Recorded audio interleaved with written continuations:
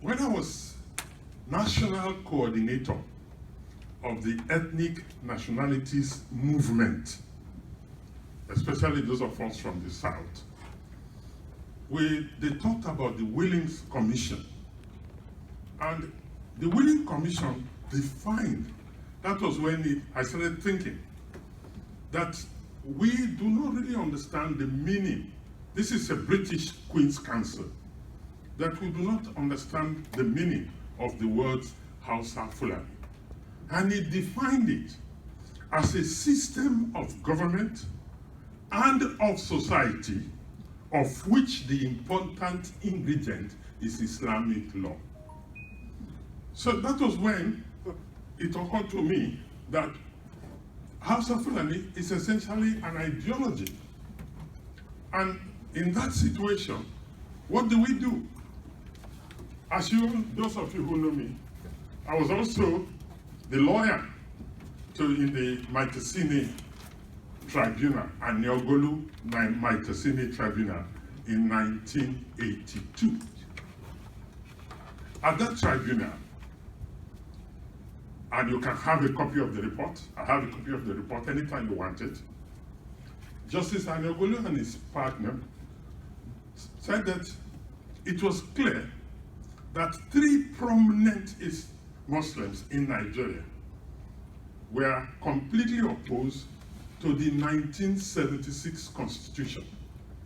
He gave their names and then went on to say that they were opposed completely to Section 38, which provides for freedom of conscience and religion.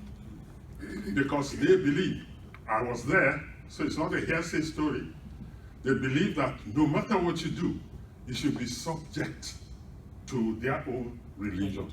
And they said this freedom must be subject to the culture of the people.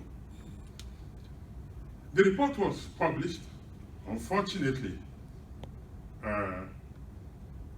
President Shagari was overthrown by now President Buhari, and the hardliners, they came and took over.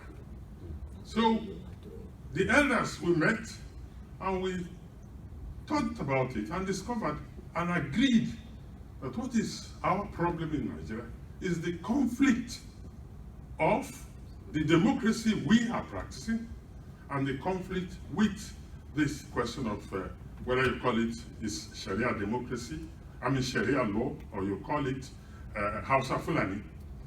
Until we sit down to resolve it, Nigeria cannot live.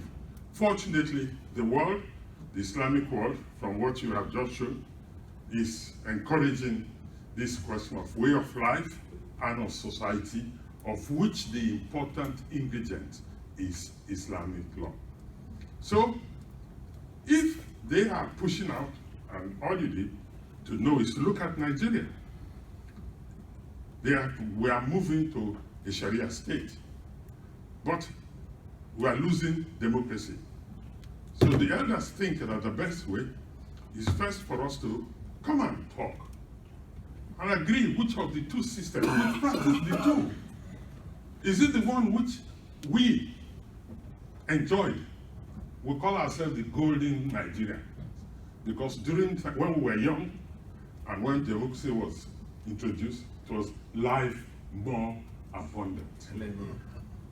Is it that? Or do we go now to what we're having? But this should not be one in which we destroy. So, Tony, yes, sir. I'm not with you in question of moving out. We have invested so much in that country. And expel them. No, we can't expel them. Oh. We have invested so much in So we need to sit down and therefore agree. And fortunately for us, I was able to be at the British Parliament, presented papers and so forth. They've agreed that there's serious issue, and the Foreign Affairs Ministry. In fact, one of our collaborators is coming to America tomorrow from the House of Lords, and it's also going to help to put our case forward. So I'm pleading with you, especially you, my brothers around here, please, those of you who live here, why don't you come together so that you can be for Nigeria what the Jews are for Israel? You sit down and then you send us money and you see. So we will have a proper democracy. They can have a Sharia party, but let's have our Democratic Party or Christian party, if you don't mind. And we sit down and rather than destroying, because what they do, they came here, they destroyed the World Trade Center. But what happened? They lost. Everywhere they go to, they create problem and they lose. We don't want Nigeria to be part of that experiment. So I will plead with you in diaspora to make sure that you tell the people at home that our problem is whether we want democracy or we want Sharia. Thank you for your attention.